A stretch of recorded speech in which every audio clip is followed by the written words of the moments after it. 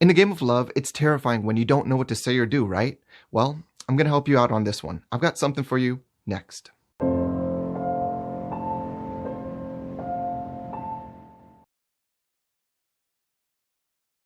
The scariest times in your life tend to be those where you feel unprepared to overcome.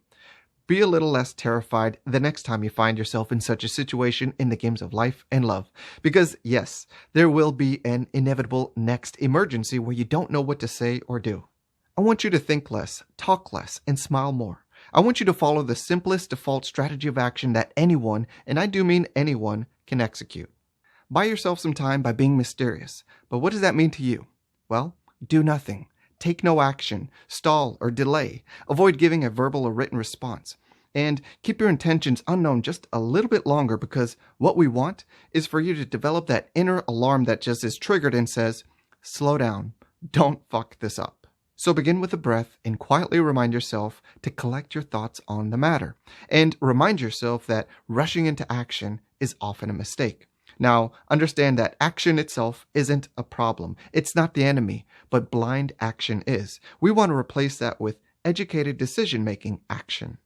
You don't have to be a rocket scientist to do this, and you don't have to be a master of game to do this either. You just need enough awareness to be able to identify that moment. You know, the moment where you can either react, or you can take a moment, collect your thoughts, and choose how you want to respond. And this doesn't even ensure that you'll choose the right action, but investing a little bit more time and energy wouldn't hurt, right?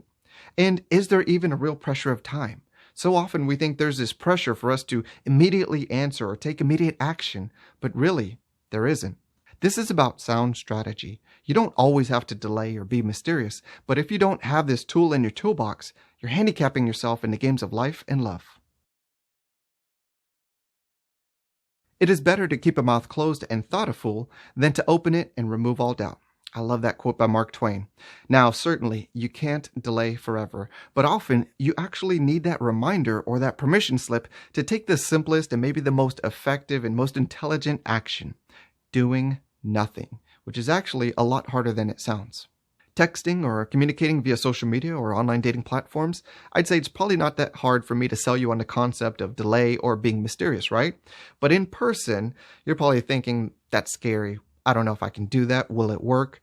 And I want you to know, yes, you can pull it off, whether it's seconds, minutes, hours, or even days.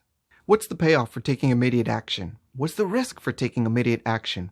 Those are important questions. Questions a student of game is more likely to ask themselves because they have more awareness and they just have more of these mental calculations and have more of the mental conversations that other people don't. Don't fall for the trap of thinking that saying or doing something, anything, right now is what people want. People want answers, sure.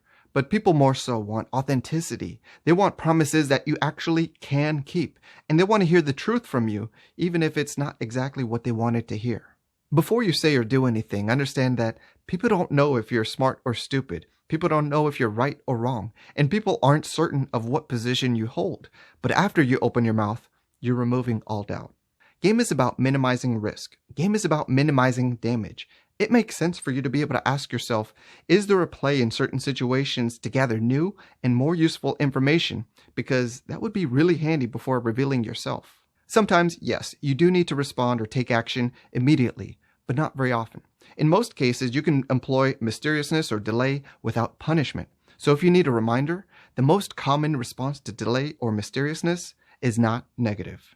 Whether you want to add value in a conversation, or ignite a spark of interest or attraction, or score points because of your wit, you have to learn that it's okay to consciously slow down in these situations.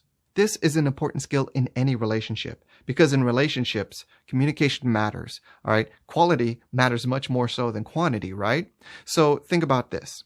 Imagine you're having an argument with your romantic partner one day. Now, imagine the power that you have if you realize in the middle of this argument the need to slow down and watch yourself, and especially watch your words and watch your actions. If you say or do the wrong thing, it can be like adding gasoline to a fire, making things bigger and worse. So how do you avoid that? By learning how to consciously recognize that moment and slowing down, identifying what's going on.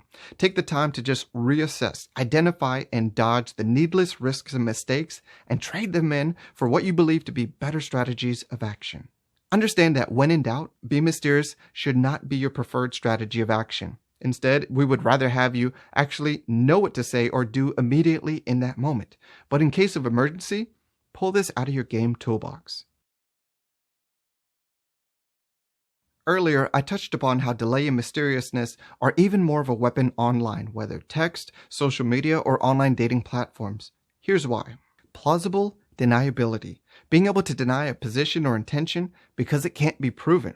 So if you were communicating with somebody online and then all of a sudden you disappear or you ghost or you delay, they have no clue why. And really, it could be anything. They don't know, remember? So it could be just because maybe you need to use the restroom. Maybe you got tired of them and you decided to stop messaging. Maybe you're on the phone with someone else. Or maybe you decided now would be a good time to study or take a nap.